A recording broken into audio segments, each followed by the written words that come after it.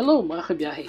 Welcome back to No Excess Baggage check-in segment, where we keep it chill, share updates, read comments, and just hang loose.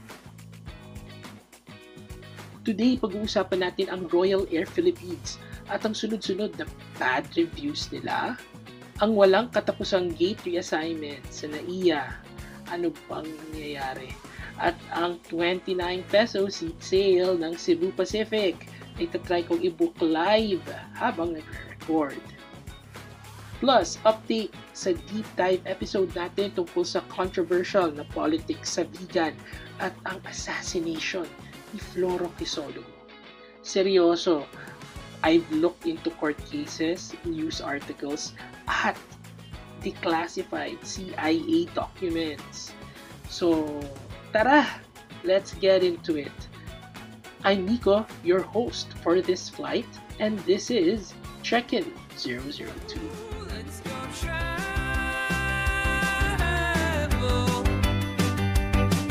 No excess baggage.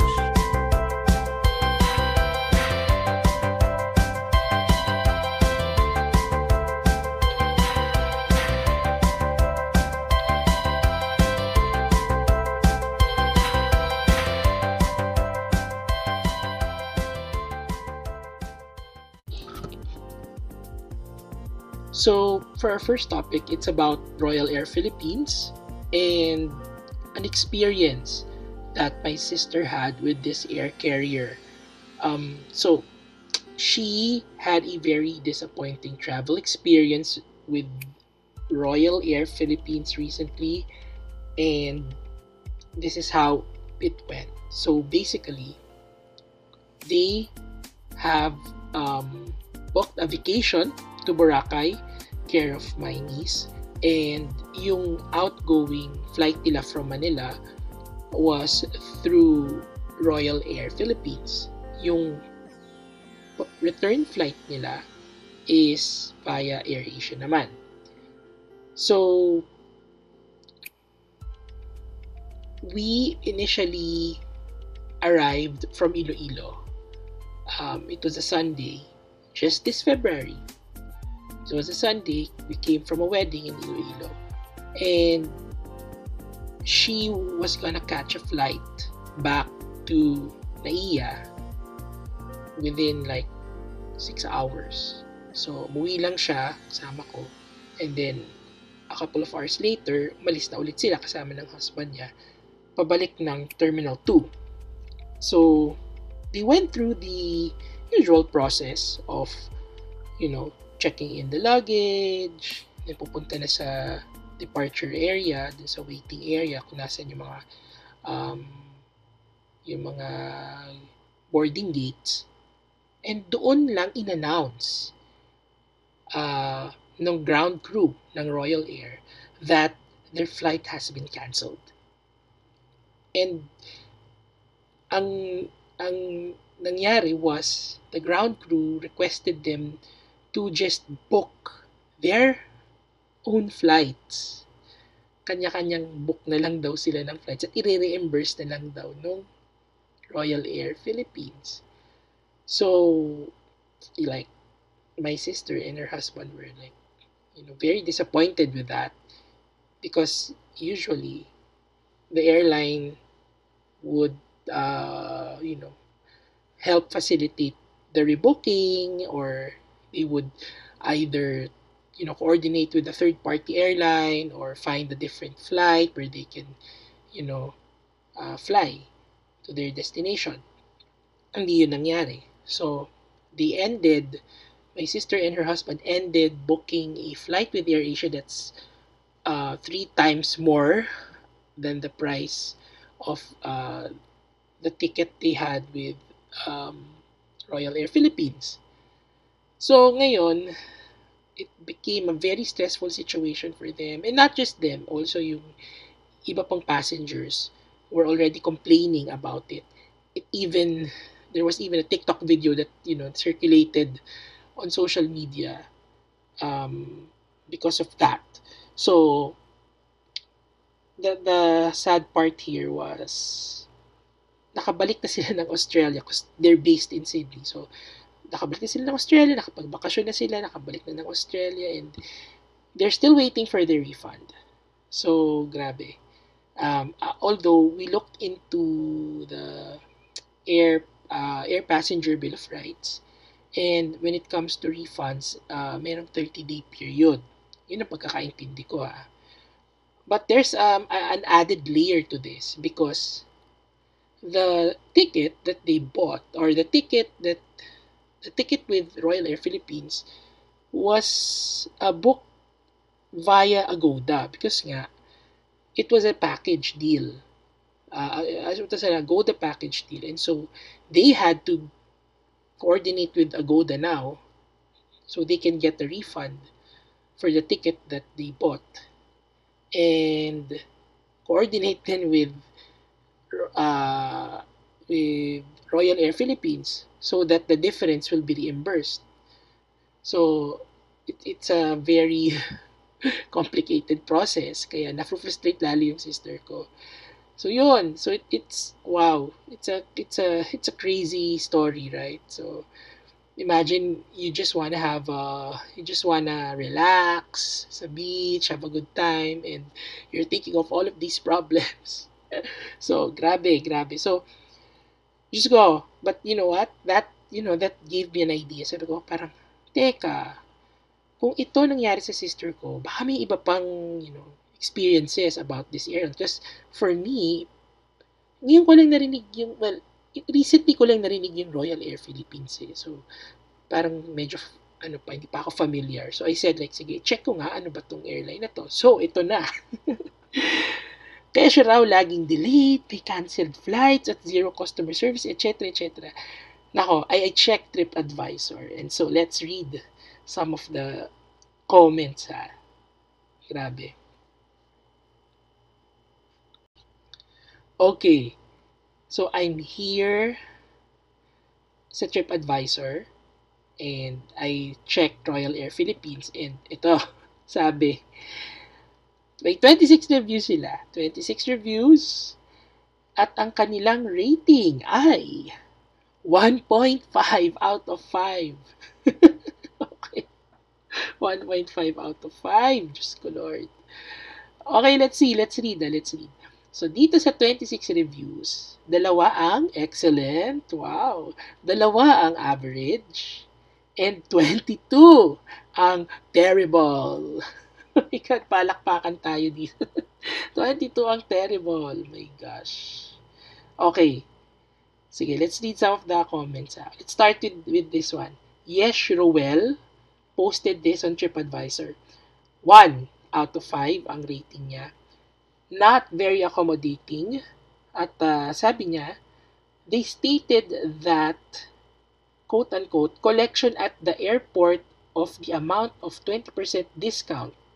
But they insisted in the check-in that they do not give such. I am a PWD by the way. So nagbiyahe lang siya nitong January and ang nirereklamo niya ay yung hindi daw in-honor yung PWD niya. Interesting. Hindi nga ba? So, I don't know. Alright. So, binigyan niya ng 1 out of 5. This one. Let's read. Venture. Okay, from Venture 777 444. This is the worst experience, in all caps, I had so far, and I am a world traveler. The staff has no clue except that the plane did not take off. No higher up supervisor to talk to except the 4 women at the counter. We were supposed to take off at 23 o'clock, which is 11 p.m., no? Military time siya. And it's 4:30 a.m. My gosh, not even vouchers for food and beverages. This airline should be reviewed by the Philippine Aviation Authorities for its worst practices. I am willing to be interviewed. From passenger Al, seat 16E. My gosh. Passenger Al. So sorry to hear that. My goodness. Pero kung, if you want to be interviewed, dito sa No Excess Baggage, so we can hear your story, go. Naku po, we're willing to hear you out here. Date of travel, December 2024. Oh my gosh. Okay, let's read more. Hanap pa tayo. Ah,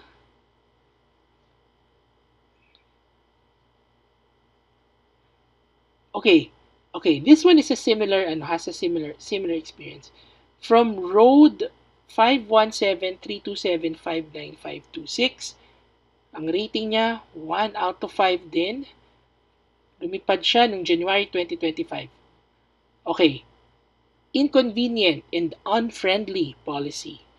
Sabi niya, I have booked my holidays with my family through trip.com.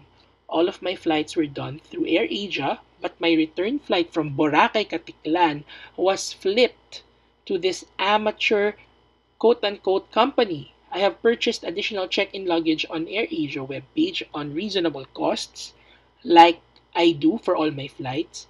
Buy with Royal Air Philippines. It was not possible to get through using my booking code from day one.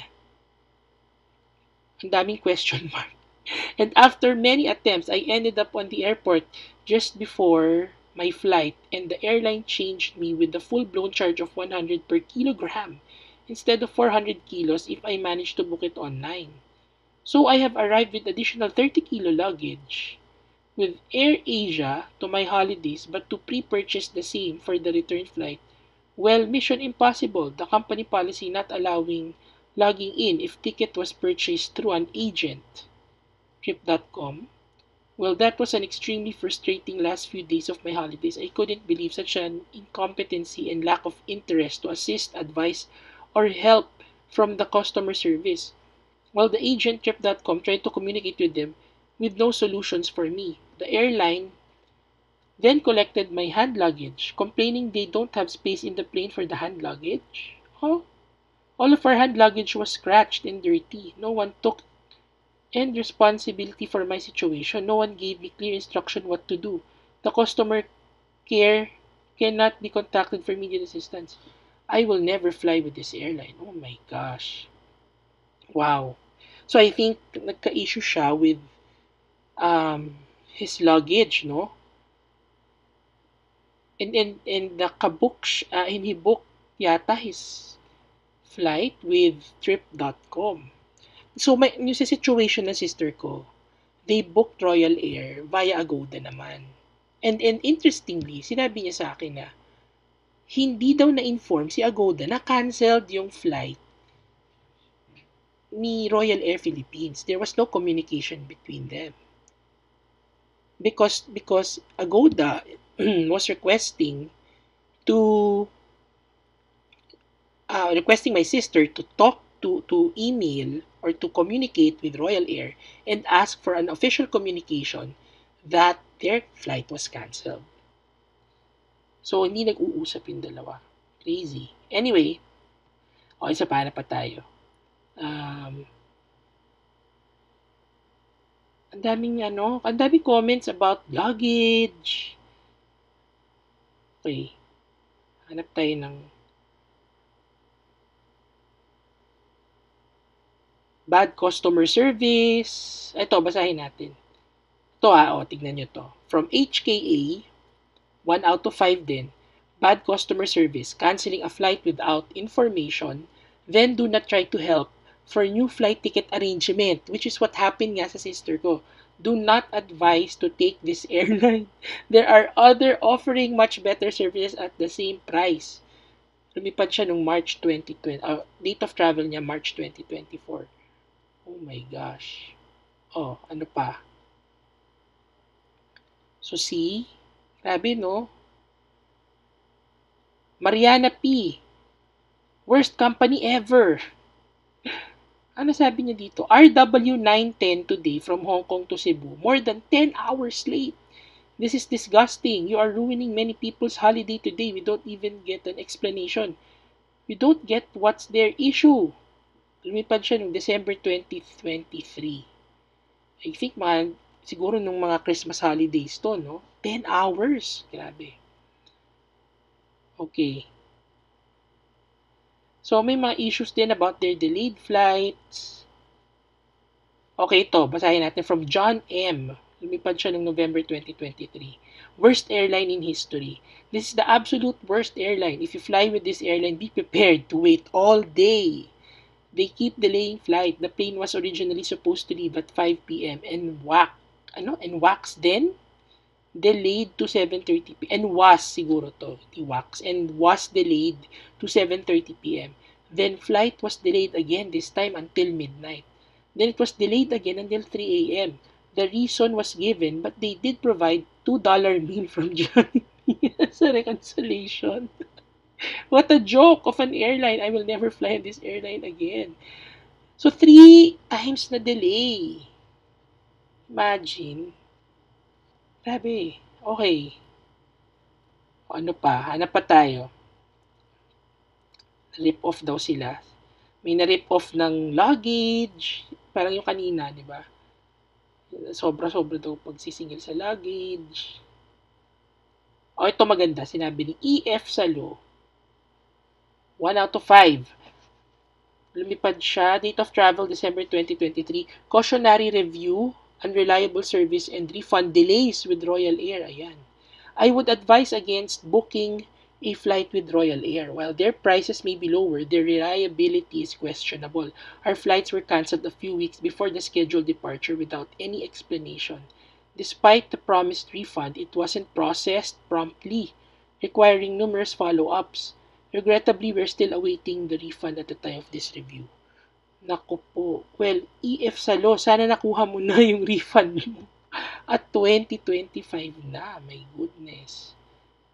Oh, wow. So, guys, you just go to TripAdvisor and ang dami dito pang mga reviews na I think kung kayo ay may Royal Air booking, my gosh. At kung mga nagbabalak dyan, mag-book through Royal Air, ha? And not just Royal Air. Any airline. Budget airline, full-service airline yan. Make it a habit to always check the reviews. And, so you can make a better, para well-informed ka, di ba? So, anyway, baka naman sabihin nila, unfair ako. No? So, let me see. So, may dalawa silang 5 stars. Ayan, nababasahin ko para naman patas tayo. So, yung 5 stars, ano ba yung, bakit siya 5 stars? Okay. Ito, from Kezia Muriel S. 5 stars. Great experience with Royal Air. Sabi niya, you get what you pay for. Legroom is okay for us. Airline staff were approachable. I accidentally left my bag in Taipei last March 23, but the flight attendant, Miss Jamel, as well as the ground staff and customer service were quick to respond and coordinated it with Taipei Airport right away. So I was able to retrieve my bag in a few days. So grateful for them. Good for you, Kezia, and sa lahat ng ground staff, customer service, at of course si Miss Jamel. No? Good job. Okay. So at least alam nyo na aasahan sila sa pagbabalik ng mga lost items. Okay, so kaya pala siya 5 stars. So, di ba? O ano pa? Anong isa? May isa pang 5 stars. Ito. From very pleased customer. Superb service. Vastly underrated. Grabe. December 2024 to. Date of travel niya. I am almost 7 million flyer. Lifetime global services with United Airlines. Highest level. Di ba? I have received services from poor to the best. I have flown Royal Air twice. In January 2024 from Cebu to Hong Kong and on December 28, 2024 from Manila to Hong Kong on RW260. I received exceptional service from Cyril.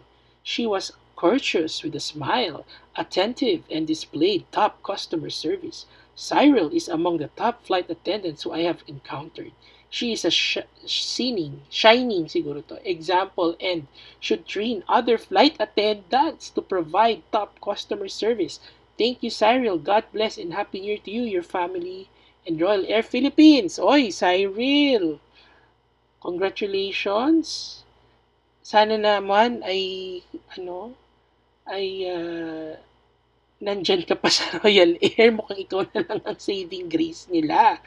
My goodness. Cyril, diba? So, si Cyril, hanapin natin si Cyril pag, yung mga nag-book dyan ng Royal Air Philippines, hanapin nyo si Cyril. Para 5 stars din kayo. sa experience niya dyan. Oh, Diyos ko. Anyway, yan, nabasa ko na yung yung both good and bad reviews, pero talagang sobrang dami ng bad reviews. My God.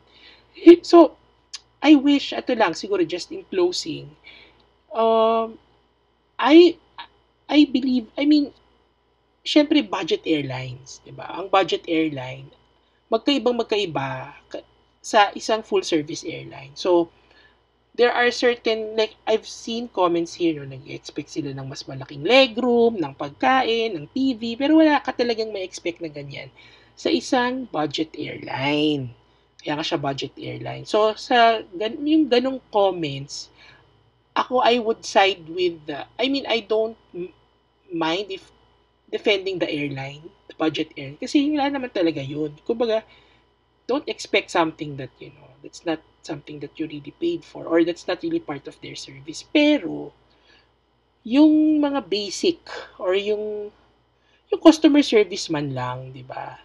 Kahit sabi mo budget airline ka, sana hindi mo niya naman din yun i-compromise. So, there's, passengers deserve, maybe not the best, but they deserve decent service, right? They deserve decent service from any airline, all airlines, right? So, yun lang naman.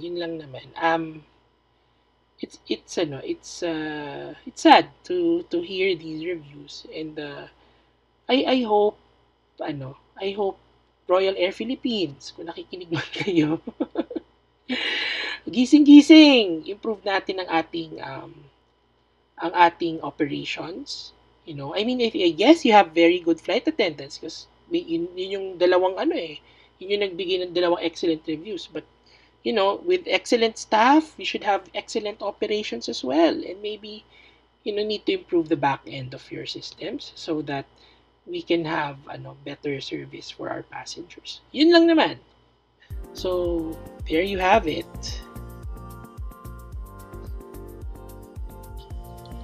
So, let's move on to our next topic. Ito, this is about the IAS. Anli Gate 3 assignments.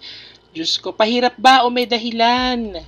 Kasi, recently, like na-mention ko kanina, I just came from Iloilo to attend the wedding. And it was my first time again to actually fly, siguro 5 years na. Yung huli kong flight, huli kong lipad was pre-pandemic pa. Or 2020 yung huli kong flight. Cebu Bohol. And after nun, 'di ba? Wala talaga. Ngayon lang, itong Feb lang ulit lumipad, and ang pinili naming airline was AirAsia. So I booked AirAsia. I was with my niece. Napili naming flight. It was a red-eye flight. So we were supposed to leave ng 3 a.m. Pero nausog to 4. Nagkaroon ng delay. And ito na. So, syempre excited kasi matagal na tayo hindi nakakalipad. And then, the usual, na check-in kami, to which, medyo ang tagal ng check-in ng AirAsia kasi parang dalawa lang or actually isa lang yung nagpo-process ng luggage, check-in luggage, and then naging dalawa, and then naging isa ulit. Diyos ko. Kasi parang, di ba, kapag red-eye flights, syempre hindi hindi kompleto yung crew, yung mga hindi kompleto yung ground crew, or hindi ganun kadami yung mga nasa airport na personnel. Unlike sa, regular office hours na umaga hanggang hapon. So, ang tagal. So, natagalan kami doon. Buti na lang maaga kami. And then, after that, diretso na kami sa boarding area, sa may departure, tawag dito, yung mga upuan kung saan ka sa may boarding gate. So, sinunod namin yung nakalagay sa sa ticket, kung anong boarding gate kami. Tapos nakita namin, hindi pala dito, nandun sa kabila, sa ibang, kasi, di ba merong mga display kang makikita kung ano yung flight mo, kung saang boarding gate yung flight mo. So, iba yung nakalagay sa ticket, iba yung naka-display. So, sinundan namin naka-display. So, anyway, maaga pa naman, so kumain muna kami and everything. And then, I have yung nephew ko was with his family, with his wife, tsaka yung anak nila. Originally, 11 a.m. sila lilipad. Pero na-reschedule sila kasi mukhang na-cancel yung flight na yun. Hindi mukhang na-cancel yung flight na yun. Then reschedule sila sa flight namin, which is yung madaling araw. Nakakaawa din yung situation nila kasi may kasama silang baby, toddler. So, anyway, nakita-kita lang kami dun sa airport. And eto na, Diyos ko, para kami nasa Amazing Race. So, the PA announcer, sinabi niya na noong una wala pang announcement. Tapos, nakita namin nagbago yung display. Originally, dun kung saan kami nag-aantay na boarding gate, nakita namin yung display sa screen, nagbago, hindi na yung flight namin. So, teka, nagbago. I think, nalipat tayo. So, naghinanap ko. So, nalipat nga kami. So, nalipat kami doon sa original gate na nakalagay sa ticket. Ade, lakad kami sa kabilang end ng hall. And then, maya-maya mo, nag-announce na naman na ilipat na naman kami. Hindi daw doon, sa ibang gate. So, parang, sabi ko, parang naglolokohan tayo dito ha. Parang, back and forth kami. Para kami ping-pong ball. Siguro, it happened like 5 times. 5 or 6 times. Na to the point na sinabi ko na sa mga kasama ko, guys, alam nyo, mupo na lang kayo anywhere. I'll just be the one to monitor. Tapos kapag go na, tara na. Parang hindi tayo pabalik kasi nakakapagod, diba? So, imagine madaling araw. Parang ano nag-exercise. Kasi parang pabalik-balik. So, it's crazy talaga. And, nakakataranta, di ba? Imbis na makaka-relax ka, na antay mo yung flight mo, wala, talagang hindi mo malaman kung saan ka talaga lulugar. And then we finally got the notice na dito na talaga, final boarding gate na. Tapos akala namin gagamitin namin yung Skybridge connecting to the plane. Hindi pala. Diyos ko. Dumaan lang kami dun sa boarding gate. Tapos, bumaba kami ng airport dun sa ground floor para mag-bus transfer. Yung aeroplano pala nasa ibang part ng tarmac. So, di ba? Nakaka-stress. So, that was just sabi ko, that was a crazy experience. So, honestly, hindi ko alam kung ano yung exact reason. Pero baka may kinalaman siya sa overlapping flight schedules or operational issues. Diba? Posible. Ang alam ko lang kasi is pagdating sa budget airlines, usually shared yung assigned boarding gate, shared yan with other airlines kasi nga budget airline. Kaya hindi tulad ng isang full-service airline, may dedicated boarding gates talaga sila. Kaya madaling mag-board or mag-alight from the plane. So, yun. So, kung naranasan mo to, my gosh, please do send me a message. And I'll try to, air them in my next podcast as well. And I'll also try to get some answers, no? Kung bakit nga ganun, bakit pabago-bago ng gate. But if you also know the answer, feel free to share your response. Ayan. And ito na. So, ang ating favorite part, ang Cebu Pacific 29 peso seat sale. Lahat ba may ticket na? Kasi Cebu Pacific just announced their 29 peso seat sale. The promo will run until March 11. Kaya kung naghahanap ka ng murang getaway, ito na. Go na, book na. At para malaman natin kung magkano ang aabutin ng isang round trip ticket, let's try to book live. Book tayo ng live. So I'm going to the Cebu Pacific website. So, ito, nandito na ako sa Cebu Pac website. Okay, let's check. So, check, ano muna, local. Let's check Manila. So, from Manila, let's say to, ano ba yung magandang domestic destination? Sige, sabihin natin Davao kasi may friend ako na based sa Davao eh. Okay, let's say, oh! Wow, ang dami pang 29, no? Alright, so July, puro 29, July, August, September. So, let's say, lilipad ako ng Undas. Kasi, di ba, yun kadalasan yung bakasyon. So kapag lilipad ka ng Undas, ano na, yung 30, 31 at 1, 458. Kasi ano yan, maraming lumilipad ng time na yan.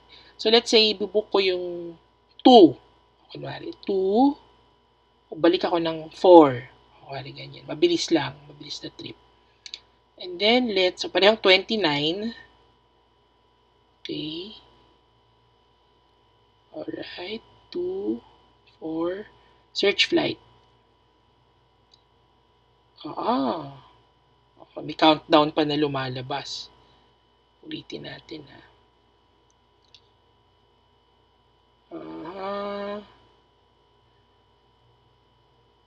November 2 to 4. Sabi 58 pesos lang. Okay. Siyempre may mga add-on yan, di ba? So, tignan natin kung magkano abutin. O, yan na. Okay, Manila to Davao. The cheapest is 1,225.92. Okay. Sige, let's say lipad tayo ng 3:20 PM to 5:20 PM. Okay. Pabalik, November 4, 1,240. Ipili tayo.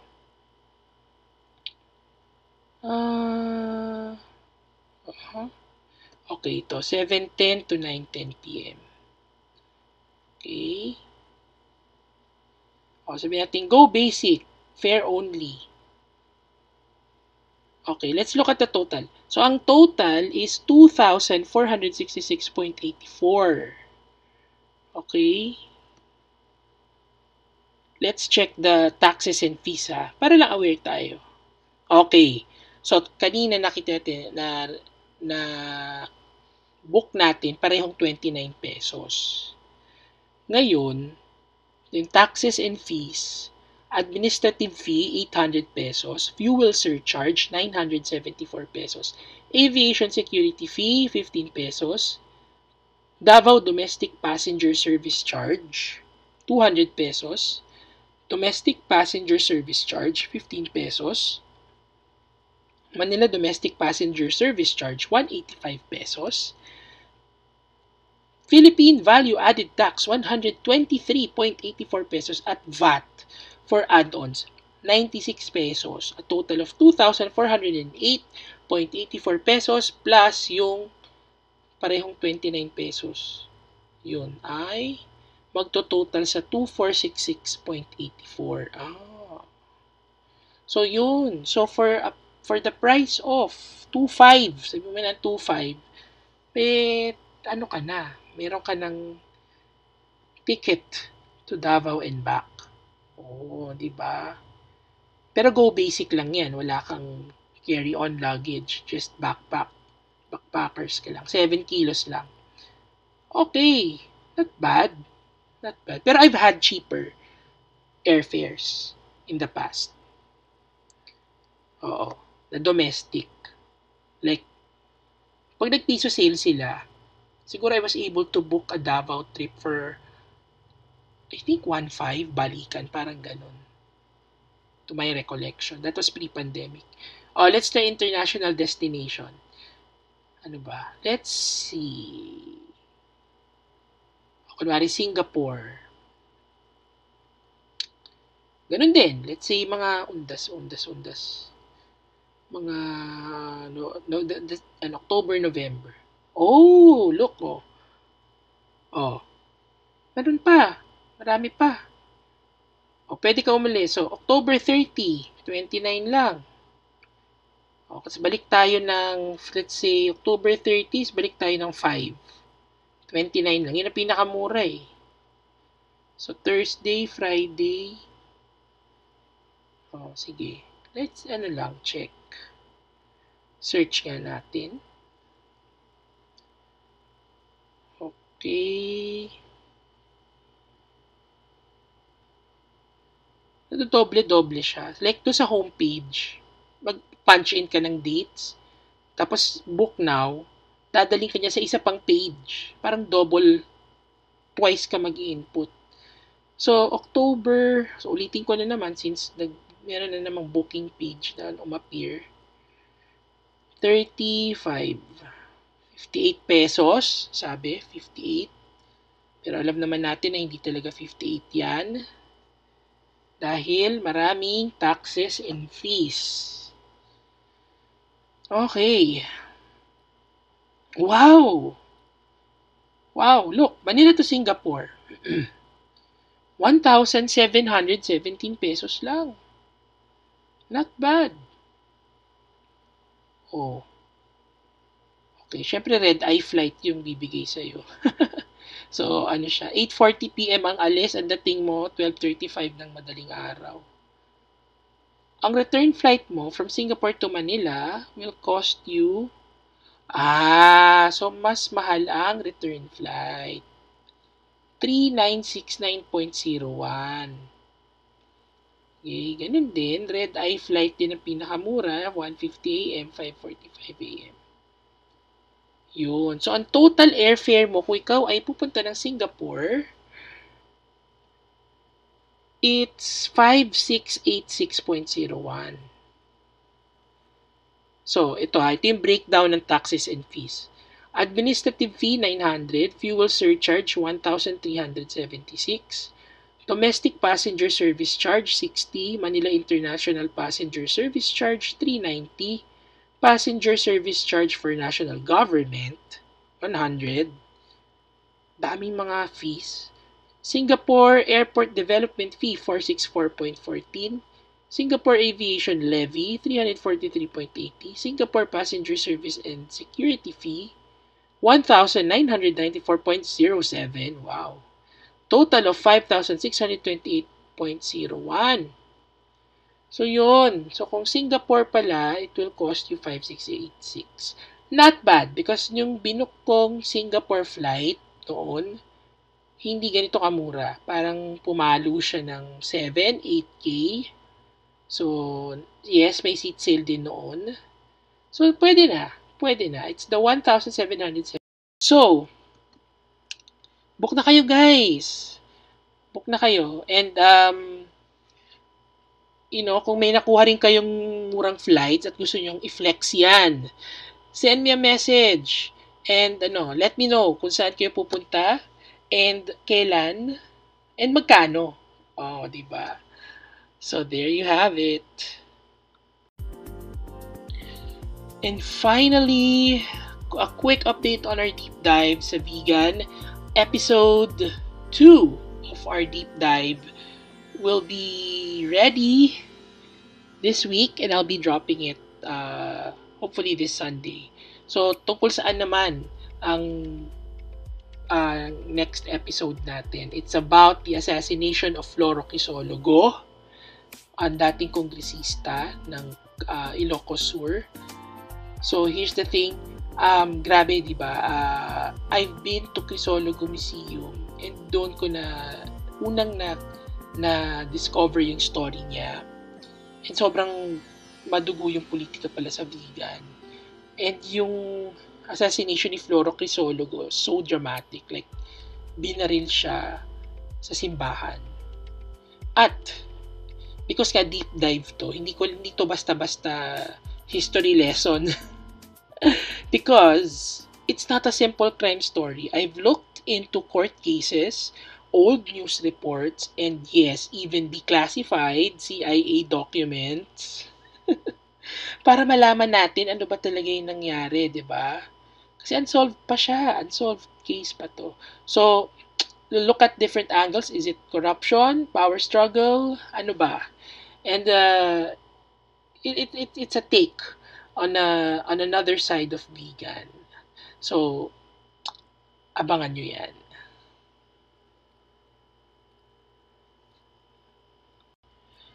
So, there you have it. Check-in 002 is done. Kung may gusto pa kayong i-share, whether it's about your Royal Air experience, NAIA, we have comments on the NAIA Gate Madness, or your 29 peso seat sale wins, message me on Instagram at Nico Ramos, that's double K there, or follow the podcast page para ma-update kayo on the latest about travel and history and culture, etc. etc. And syempre, please don't forget to follow and subscribe to No Excess Baggage on Spotify, and soon will be on YouTube as well. So, abangan nyo yan. See you on the next episode, and ingat sa biyahe.